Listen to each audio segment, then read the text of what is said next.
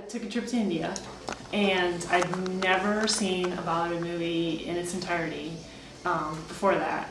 I was on the airplane over, bored, couldn't sleep, said, all right, I'll watch one. Wasn't interested at all, and an hour into it, I was enthralled. I nudged my mom, made her wake up. I'm like, you gotta put your headphones on and watch this. She loved it too. The movie was Babel with Amitabh Bachchan and Rani Mukherjee and Salman Khan.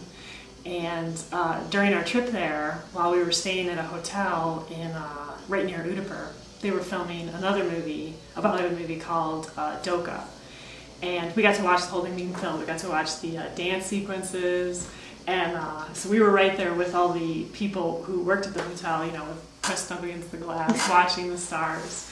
And after that, I was hooked. So when I came home, I just started tearing through various movies, just anything I could find, grabbing good and bad, because I didn't have any, guides to help me tell me what's good, what's bad. I got started on it because I wanted to help other people like me who were interested in Bollywood but don't really know that much about it and don't really have anywhere to go to find information.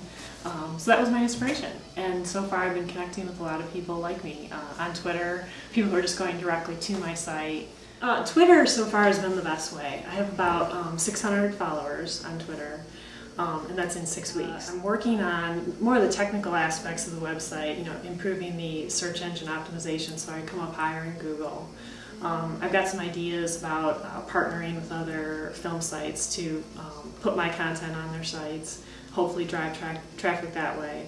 Because I think the kind of people who are going to be drawn to my site are sort of your film buffs. That's who's going to appreciate the qualities that Bollywood has. Initially, the way I went about exploring Bollywood movies was I would find an actor that I liked. One of the first movies I saw was Devdas. And I thought, okay, I love Shah Rukh Khan. I'm going to watch all of Shah Rukh Khan's movies. So that's how I kind of went about it. Then I'd watch another movie where he was in it, and I'd say, oh, love Rani Mukherjee. I'm going to watch all of her movies. And that way I was able to kind of stick to some of your better films. And I have quite a collection at home now, and I feel like I know which ones people who are new to Bollywood are really going to like, and I'm going to focus on those with the site. Some of my top picks right now are Rab Ne Bade Di Jodi. I recently reviewed Tashin. Love Ajkal, which is still in theaters right now. It's really becoming mainstream. But I don't want to say that Bollywood's a trend in any way. And when people say that to me, I always correct them.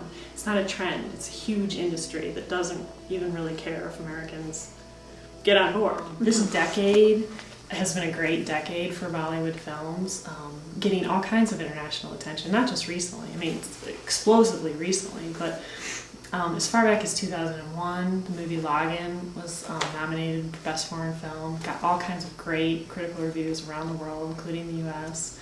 I think part of its appeal is that Bollywood films focus on universal themes.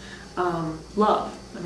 Nearly all of them have some romantic component to it.